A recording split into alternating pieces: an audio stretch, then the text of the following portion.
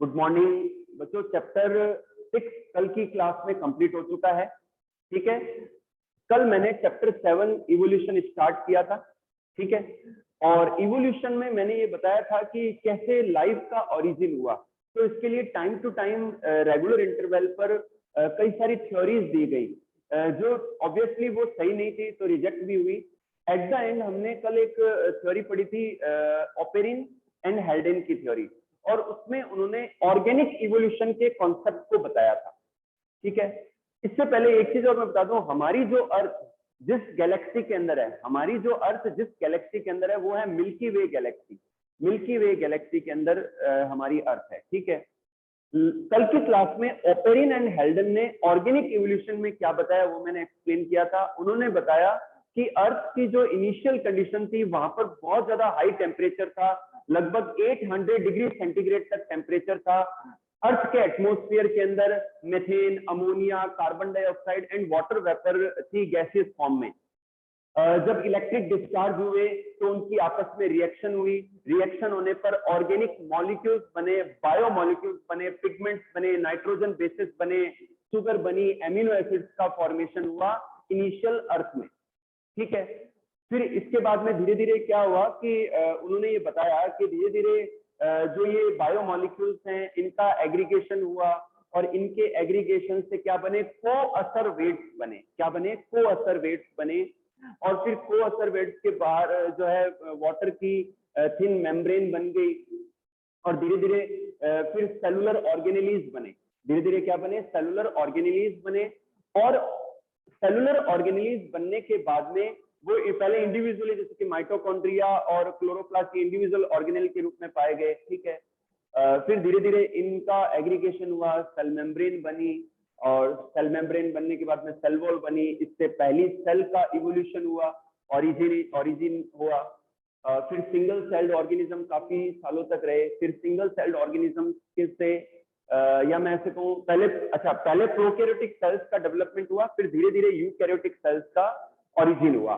फिर जब eukaryotic cells origin हो गई तो धीरे धीरे उनका एग्रीगेशन होने लगा, और उनके एग्रीगेशन से मल्टी सेलुलर जो ऑर्गेनिज्म है जैसे कि पोरीफेरेंस वो डेवलप हुए। और फिर पोरीफेरेंस से धीरे धीरे कॉम्प्लेक्सिटी आती गई, और मल्टी सेलुलर डेवलप्ड ऑर्गेनिजम्स का, एनिमल्स का एंड प्लांट्स का इवोल्यूशन हुआ। तो ये कॉन्सेप्ट इस तरीके से डेवलपमेंट को बताता है। ठीक है, तो ऑर्गेनिक इवोल्यूशन इसे ही कहते हैं। और आप बच्चों, आपने प्लांट किंगडम पढ़ा 11th के अंदर और एनिमल किंगडम पढ़ा 11th के अंदर। तो जब हम प्लांट किंगडम में एल्गी से लेकर एंजियोस्पर्म्स तक स्टडी करते हैं तो हमें ऐसा अपीयर होता है, हमें ऐसा महसूस होता है कि शायद पहले एल्गी ओरिजिन हुए, फिर एल्गी से ब्रायोफाइट, फिर ब्रायोफाइट से टेरिडोफाइट, देन फिर जिम्नोस्पर्म, और फिर एंजियोस्पर्म। तो ये इवोल्यूशन को शो करता है। और इसी तरीके से अच्छा, ये तो तय है कि पहले प्रोकैरियोटिक सेल्स ही इवॉल्व हुई। ठीक है, अच्छा, प्रोकैरियोटिक सेल्स के पहले मैं अगर बात करूं, अगर जेनेटिक मटेरियल की बात करूं, तो पहले आरएनए का इवोल्यूशन हुआ, देन फिर आरएनए से डीएनए का इवोल्यूशन हुआ। तो ये स्टेप वाइज हुआ प्रोसेस ये। इसी तरीके से आप जब एनिमल किंगडम आप पढ़ा आपने लास्ट ईयर, तो आपने देखा होगा कि सबसे सिंपलेस्ट जो एनिमल है वो स्पंज है, और स्पंज में सेलुलर लेवल का ऑर्गेनाइजेशन पाया जाता है। फिर धीरे धीरे सिलेंट्रेट डेवलप हुए, फिर उनसे टीनोफोर, फिर उनसे प्लेटी एलिमेंट्स, एस्के एलिमेंटीज, एनेलिड्स, आर्थ्रोपोड, मोलस्क। तो धीरे धीरे डेवलपमेंट हुआ। एट द एंड वर्टिब्रेट्स का इवोल्यूशन हुआ। अच्छा, इसके अलावा आपने जो वर्टिब्रेट्स को पढ़ा, वर्टिब्रेट्स के बारे में पढ़ा, तो आपने देखा होगा कि फिशेस के अंदर 2 चैम्बर्ड हार्ट होता है, और फिर एम्फीबियंस में 3 चैम्बर्ड हार्ट, रेप्टाइल्स में भी इनकम्प्लीटली 4 चैम्बर्ड, फिर बर्ड्स में एंड मैमल्स में 4 चैम्बर्ड हार्ट होता है। तो ये सब चीजें जब आप पढ़ते हैं तो आपको ये एक इंटेलिजेंट स्टूडेंट की तरह अगर आप सोचें, आप समझें आप, तो आपको ये लगेगा कि शायद इवोल्यूशन ऐसे ही हुआ, ऐसे ही जो है कॉम्प्लेक्सिटी क्रिएट होती गई है। तो ये ओपेरिन एंड हेल्डेन का कॉन्सेप्ट ये था कि ऑर्गेनिक इवोल्यूशन हुआ है, केमिकल इवोल्यूशन हुआ है, और ये बिल्कुल राइट भी है। ओपेरिन और हेल्डेन ने जो कंसेप्ट बताया ये बिल्कुल पता भी चलता है कि हाँ ये सही है। ठीक है, अब बच्चों मैं एक एक्सपेरिमेंट एक्सप्लेन करूंगा आपको, जो ये एक्सपेरिमेंटली प्रूव करता है कि ऑर्गेनिक इवोल्यूशन हुआ है। 1953 में In 1953, S.L. Miller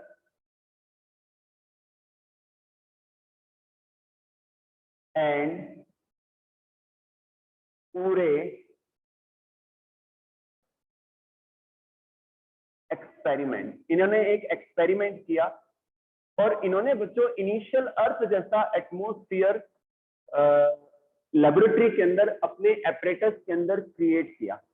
तो मैं डायग्राम बनाता हूं, आप चाहे तो साथ में बना लें। ये डायग्राम एनसीईआरटी बुक में भी दिया है और आपको और भी कई जो अच्छी बुक्स हैं वहां भी मिलेगा ये। मैं पहले डायग्राम ड्रॉ कर देता हूं, आप चाहे तो साथ में ड्रॉ कर लें।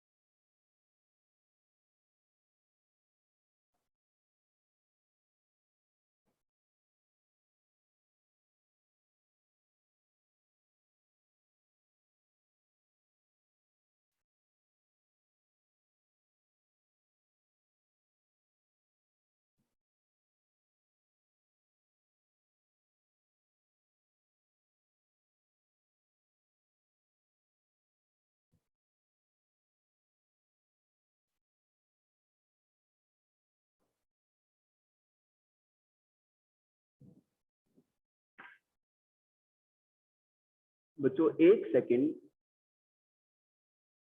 हाँ 12th क्लास ध्यान से देखें आप बच्चों। एसएल मीलर एंड पूरे ने एक एक्सपेरिमेंट किया 1953 में, and they created the similar condition of the initial earth. Initial earth जो हार्श कंडीशन वाली अर्थ थी, वैसी कंडीशन लेबोरेटरी में उन्होंने अपने एपरेटस के अंदर क्रिएट की। ये ग्लास एपरेटस है और यहाँ पर उन्होंने बच्चों वाटर लिया और इसको बॉईल किया जिससे वाटर की वेपर यहाँ से यहाँ आ सके, ठीक है।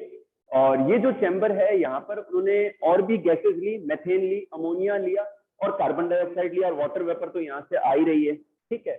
यहाँ पर इन्होंने इलेक्ट्रोड्स लगाए और इलेक्ट्रिक डिस्चार्ज किया। एक सेकेंड, ये बच्चों इलेक्ट्रोड्स हैं और ये इलेक्ट्रिक डिस्चार्ज किया। तो यहाँ पर टेम्परेचर काफी हाई रहा, ठीक है। ये जो ट्यूब है, ग्लास ट्यूब, इसको कवर कर रही है, ये कंडेंसर है बच्चों। ये क्या है? कंडेंसर है जहां पर कोल्ड वाटर अंदर एंटर करवाया जाता है। तो जैसे यहाँ से वाटर अंदर एंटर हुआ और यहाँ से बाहर निकला, तो इससे क्या होगा कि यहाँ कोई भी वेपर होगी वो कंडेंस होके लिक्विड में कन्वर्ट हो जाएगी। कंडेंस होके किस में कन्वर्ट हो जाएगी? लिक्विड के अंदर। ओके बच्चों, तो यहाँ से जब यहाँ इलेक्ट्रिक डिस्चार्ज करवाया गया तो यहाँ ये जो गैसेज हैं, मेथेन, अमोनिया, कार्बन डाइऑक्साइड और वाटर वेपर, इनकी आपस में रिएक्शन हुई और रिएक्शन होने से नए कंपाउंड बने। वो गैसियस फॉर्म में थे।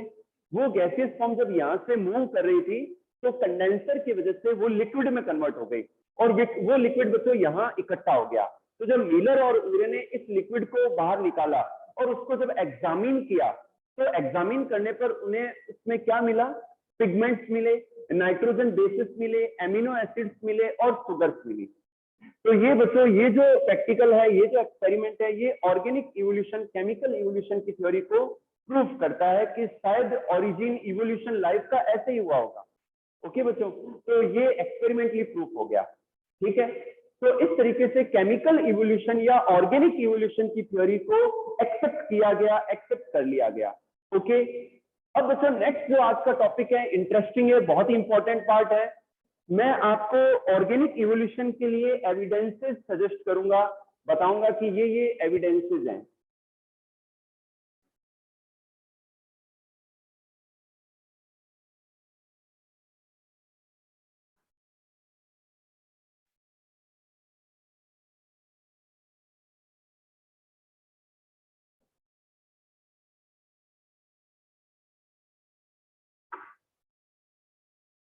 बच्चों नेक्स्ट टॉपिक है एविडेंसेस ऑफ, बेटा लास्ट तक बने रहना।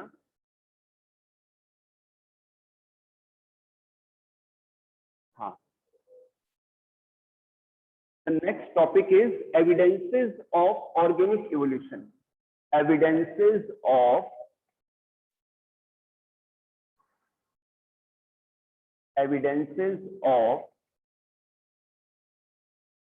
organic evolution.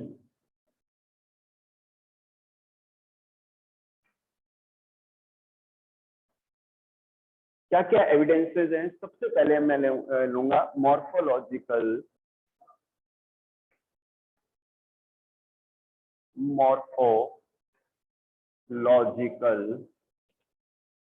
And anatomical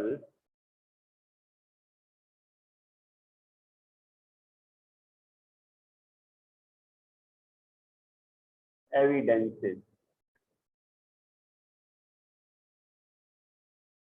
morphological and anatomical evidences. सबसे पहले है ए, बॉडी ऑर्गेनाइजेशन। पहले मैं लिख देता हूं पॉइंट, फिर एक्सप्लेन एक साथ कर देंगे। Body organisation,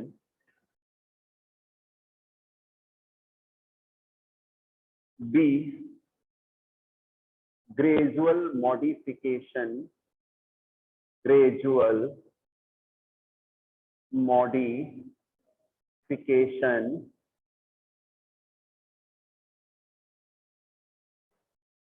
gradual modification, C homologous organs be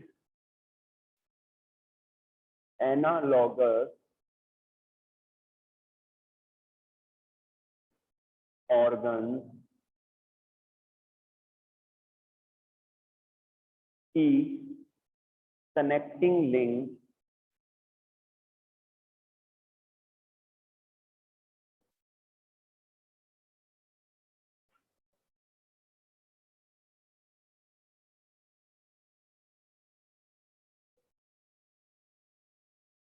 F vestigial organs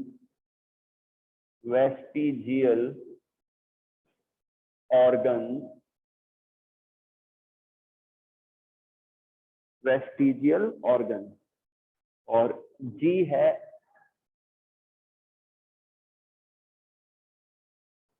atavism।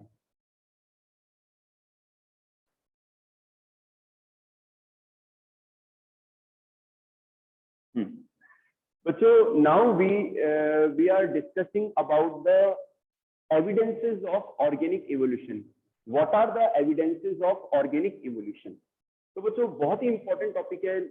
First है morphological and anatomical evidences. First क्या है कि जो लिविंग बीइंग है, एनिमल्स हैं या प्लांट्स हैं, उनके जो मॉर्फोलॉजिकल और जो एनाटॉमिकल स्ट्रक्चर्स है, उससे पता चलता है कि शायद जितने भी जो ऑर्गेनिजम्स हैं वो एक ही पॉइंट से ओरिजिनेट हुए हैं। ठीक है, तो बॉडी ऑर्गेनाइजेशन, सबसे पहले बात करेंगे बॉडी ऑर्गेनाइजेशन की। बच्चों जितने भी लिविंग बीइंग है, चाहे वो कोई प्रोकैरियोट हो, चाहे वो यूकैरियोट हो, चाहे कोई प्लांट हो, चाहे कोई एनिमल हो, सभी की जो स्मॉलेस्ट यूनिट है लाइफ की वो सेल है। सभी का बॉडी किससे बना है? सेल से बना है। ठीक है, तो ये बॉडी ऑर्गेनाइजेशन ये बताती है कि सभी का जो ओरिजिन है शायद एक ही पॉइंट से हुआ है, एक ही पॉइंट से वो ओरिजिनेट हुए हैं। ठीक है, अच्छा, तरीका भी सेम है, पैटर्न भी सेम है कि एक जैसी सिमिलर सेल्स जब एग्रीगेट होती हैं तो वो टिश्यूज बनाती हैं, जब टिश्यूज एग्रीगेट होते हैं तो ऑर्गन बनाते हैं, और जब ऑर्गन कोऑर्डिनेट करते हैं तो they form the organ system. Second लेते हैं ग्रेजुअल मॉडिफिकेशन। बच्चों ओरिजिन, सेल के ओरिजिन से लेकर मल्टी सेलुलर ऑर्गेनिज्म के डेवलपमेंट तक, और फिर मल्टी सेलुलर ऑर्गेनिज्म से उनके अंदर जो कॉम्प्लेक्सिटी आती है, तो उससे ये पता चला है कि जीवों के अंदर, लिविंग बीइंग्स के अंदर ग्रेजुअल मॉडिफिकेशन हुए हैं, और जिससे आज का जो डेवलप्ड ऑर्गेनिज्म है वो हमारे सामने है। जैसे कि अगर मैं एनिमल्स की बात करूं तो फिशेज में मैंने बताया कि 2 चैम्बर्ड हार्ट होता है, फिर एम्फीबियंस में 3 चैम्बर्ड हार्ट होता है, और रेप्टाइल्स में भी इनकम्प्लीटली 4 चैम्बर्ड होता है, बर्ड्स के अंदर 4 चैम्बर्ड हार्ट, और मैमल्स के अंदर भी 4 चैम्बर्ड हार्ट है। तो ये क्या बताता है कि ग्रेजुअल डेवलपमेंट, ग्रेजुअल मॉडिफिकेशन को बताता है। ठीक है, तो ये भी एक एविडेंस है ऑर्गेनिक इवोल्यूशन का। सेकंड, नेक्स्ट लेते हैं सी, होमोलोगस ऑर्गन्स। बच्चों have you ever heard about the homologous organs in the 10th class?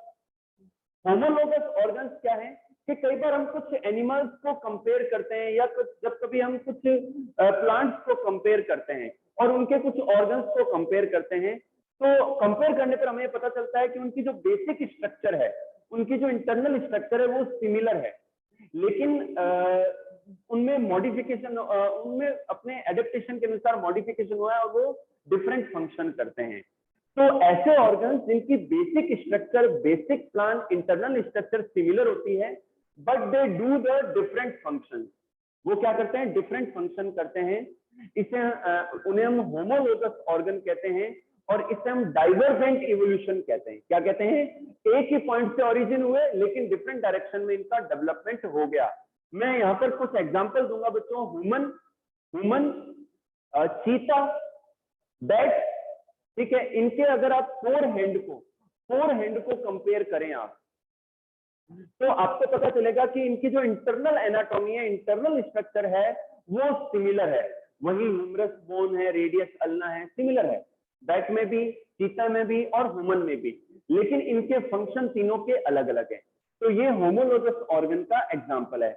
अगर मैं प्लांट्स का एग्जांपल दूं तो बोगनविलिया जो प्लांट है, उनके अंदर जो थॉर्न निकलते हैं और जो कुकुरबिट्स हैं, उनके अंदर जो टेंड्रिल्स बनते हैं, तो वो होमोलोगस ऑर्गन का एग्जांपल है। ये दोनों ही एक्सियल कंडीशन में एमर्ज होते हैं, ओरिजिन होते हैं। ठीक है बच्चों, तो होमोलोगस ऑर्गन्स के ये एग्जांपल हैं। नेक्स्ट लेते हैं एनालोगस ऑर्गन। अच्छा, होमोलोगस ऑर्गन मैं लिख के भी बता देता हूँ, कल को आप लर्न करना चाहें तो। Fore hand of woman comma cheetah and bat. ठीक है, ये किसके एग्जाम्पल है? होमोलोगस ऑर्गन के एग्जाम्पल है। इसी तरीके से हॉर्न इन बोगेनविलिया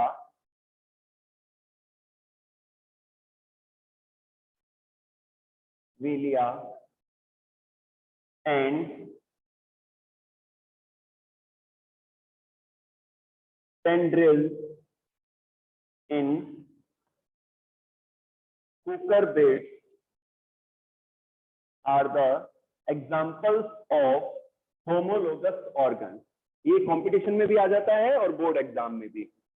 ओके बच्चों, तो आप रीड कर लें इसको। नेक्स्ट हम लेते हैं analogous organ. The next one is the analogous organ. ठीक, इसका अपोजिट कर ले आप। एनालोगस ऑर्गन्स उन ऑर्गन्स को कहते हैं जिनकी basic structure, basic plan, internal structure different होती है, but they do the same similar functions. तो उन्हें हम क्या कहते हैं? एनालोगस ऑर्गन्स कहते हैं। ठीक है, तो इनके कई सारे एग्जाम्पल हैं।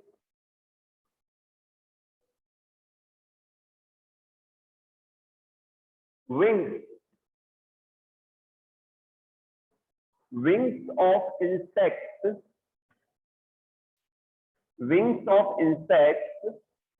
and birds। ओके बच्चों, ये एनालोगस ऑर्गन का एग्जांपल है कि जो इंसेक्ट्स के विंग्स हैं और बटरफ्लाइज के विंग्स हैं और बर्ड्स के विंग्स हैं, ये इनका फंक्शन सेम है। इनका फंक्शन क्या है? सेम है, फ्लाइंग करना, उड़ना। ठीक है, लेकिन इनका जो बेसिक स्ट्रक्चर है, जो इंटरनल स्ट्रक्चर है, वो डिफरेंट है। ओके बच्चों, तो ऐसे ऑर्गन्स को एनालोगस ऑर्गन्स कहते हैं।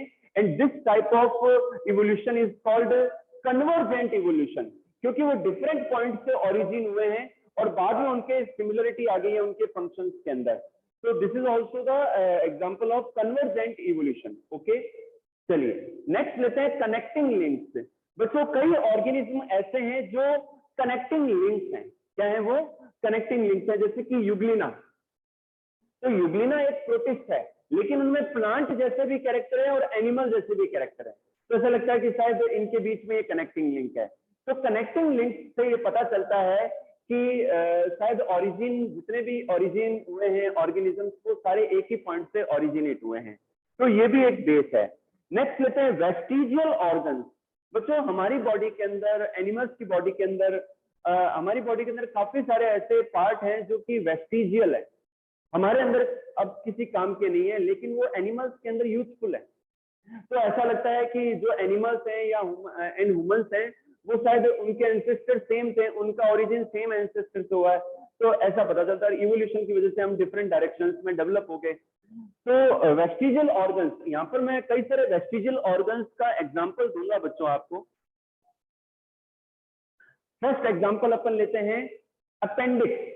बच्चों, हमारे अंदर जो सीकम है डाइजेस्टिव ट्रैक्ट में, और जो अपेंडिक्स है, उनका कोई विशेष रोल नहीं है। और कभी कभी तो अपेंडिक्स में इंफेक्शन हो जाता है, अपेंडिसाइटिस हो जाता है, और सर्जरी करके उसको रिमूव करना पड़ता है। लेकिन एनिमल्स के अंदर, हर्बीवोर एनिमल्स के अंदर, it play the role in digestion. Caecum और अपेंडिक्स का पार्ट डाइजेशन में, सेलुलोज के डाइजेशन में अपना रोल प्ले करता है। सेकेंड हम लेते हैं, हमारी जो ईयर के अंदर कुछ मसल्स ऐसी हैं जो काम की नहीं है, लेकिन एनिमल्स के अंदर, एनिमल्स अपने कान हिला पाते हैं, अपने ईयर को वो हिला पाते हैं उन मसल्स के द्वारा, लेकिन हमारे अंदर वो नॉन फंक्शनल है। तो ये वेस्टिजियल ऑर्गन्स का एग्जांपल है। कभी कभी रेयर केसेस में कोई ह्यूमन में ये एबिलिटी आ जाती है कि वो अपने एक्सटर्नल पिन्ना को बिना हाथ लगाए हिला पाते हैं। ठीक है, इसके अलावा मेमोरी ग्लैंड, जो मेल है, मेल के अंदर मेमोरी ग्लैंड्स हैं जो रिड्यूस्ड फॉर्म में होती हैं। ठीक है, तो जबकि फीमेल्स के अंदर ये जो मेमोरी ग्लैंड्स हैं ये फंक्शनल होती हैं, मिल्क का प्रोडक्शन करती हैं। इसके अलावा हमारी बॉडी के ऊपर, हमारे चेस्ट के ऊपर जो हेयर आ जाते हैं, तो वो हेयर वेस्टिजियल है हमारे लिए, लेकिन एनिमल्स के लिए वो बॉडी, एनिमल्स की बॉडी को प्रोटेक्ट करते हैं। इसके अलावा आप अपने मिरर के अंदर अपनी आंख को देखें तो आपके आंख के एक एंगल में रेड कलर की एक स्किन नजर आएगी जिसे हम निक्टिटेटिंग मेम्ब्रेन कहते हैं। तो ये जो निक्टिटेटिंग मेम्ब्रेन है ये अदर एनिमल्स के अंदर आई को, कॉर्निया को साफ रखती है, क्लीन रखती है, जबकि हमारे अंदर क्लीनिंग का काम हमारी अपर आईलिड करती है। हमारी आंख बार बार जो ब्लिंक करती है तो उससे हमारी अपर आईलिड से हमारा जो आई का कॉर्निया का पार्ट है वो क्लीन होता रहता है। जबकि निक्टिटेटिंग मेम्ब्रेन हमारे अंदर वेस्टिजियल है, क्योंकि हमारे आई के एक एंगल के अंदर पाई जाती है। तो ये भी एक वेस्टिजियल ऑर्गन का एग्जांपल है। तो वेस्टिजियल ऑर्गन्स ये शो करते हैं, शायद हमारे अंदर ऐसा इवोल्यूशन आ गया है कि वो हमारे लिए इतने यूजफुल नहीं है, लेकिन एनिमल्स के अंदर वो आज भी यूजफुल हैं। और ऐसा भी लगता है कि शायद एनिमल्स का और ह्यूमंस का ओरिजिन एक ही एंसेस्टर से हुआ है। नेक्स्ट लेते हैं बच्चों एटाविज्म। इसके अलावा बच्चों कई बार ऐसा होता है, कई बार ह्यूमंस के अंदर कुछ ऐसे वेस्टिजियल ऑर्गन ओरिजिन हो जाते हैं जो किसी काम के नहीं होते, जैसे कि मेमोरी ग्लैंड्स के नीचे एक्स्ट्रा मेमा आ जाना, तो ये क्या है, एटाविज्म कहलाता है। ठीक है ना। तो कभी कभी कुछ ऐसे केसेस देखने को, कई बार क्या होता है कि किसी बच्चे के अंदर टेल आ जाती है। भाई हमारे अंदर टेल बोन तो है, टेल बोन हमारे अंदर वेस्टिजियल है। आपने वर्टेब्रल कॉलम पढ़ा है लास्ट ईयर बोन्स में, तो हमारी जो वर्टेब्रल कॉलम है उसमें सेकंड लास्ट सेक्रम है और जो सबसे लास्ट है वो कॉक्सिक्स है। कॉक्सिक्स के अंदर 4 छोटी छोटी बोन्स होती है जो ज्वाइंट करके बनाती है। तो ये एक्चुअल में टेल बोन है जो कि वेस्टिजियल है हमारे अंदर। एनिमल्स के अंदर टेल पाई जाती है, हमारे अंदर टेल नहीं होती। ठीक है ना। तो ये वेस्टिजियल है कॉक्सिक्स। तो कई बार ऐसा भी होता है कि कुछ बच्चों में एक छोटी सी टेल पीछे एमर्ज हो जाती है, तो इसे हम एटाविज्म कहते हैं।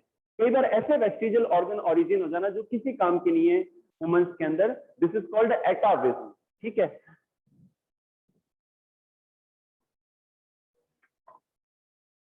नेक्स्ट लेते हैं बच्चों एम्ब्रियोलॉजिकल एविडेंसेस। सेकंड है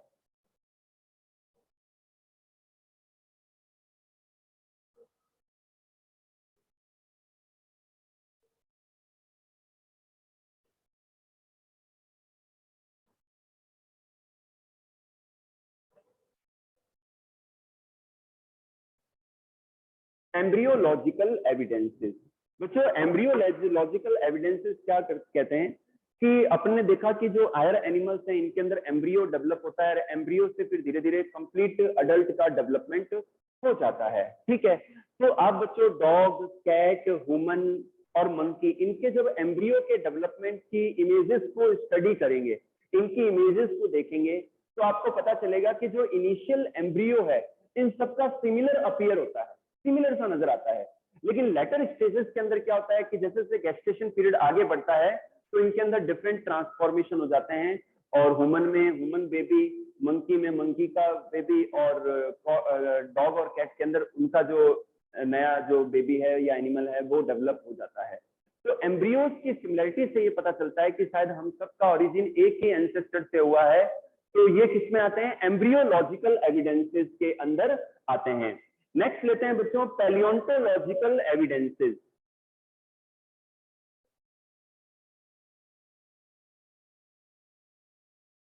पैलियोंटोलॉजिकल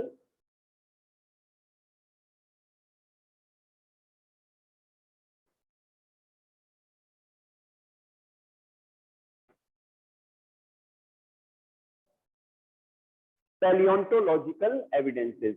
ध्यान से सुने बच्चों, पैलियोंटोलॉजिकल एविडेंसेस क्या है कि कई बार जो जमीन की जो डिगिंग होती है, खुदाई होती है, तो वहां पर कई सारे ऐसे फॉसिल्स मिलते हैं, कई सारे ऐसे जो है अवशेष मिलते हैं जिससे हमें जिनको जब स्टडी किया जाता है तो पता चलता है कि वो हमारे एंसेस्टर रह चुके हैं, या उन्हीं से हम जितने भी एनिमल्स हैं उनका इवोल्यूशन हुआ है। तो ये सब अपीयर होता है पैलियोंटोलॉजिकल जो क्या कहते हैं एविडेंसेस मिलते हैं उनसे। तो ये भी एक एविडेंस है ऑर्गेनिक इवोल्यूशन का।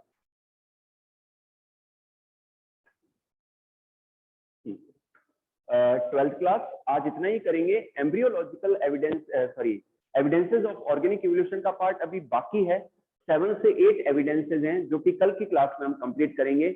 आपको यदि कोई डाउट है तो आप पूछ सकते हैं।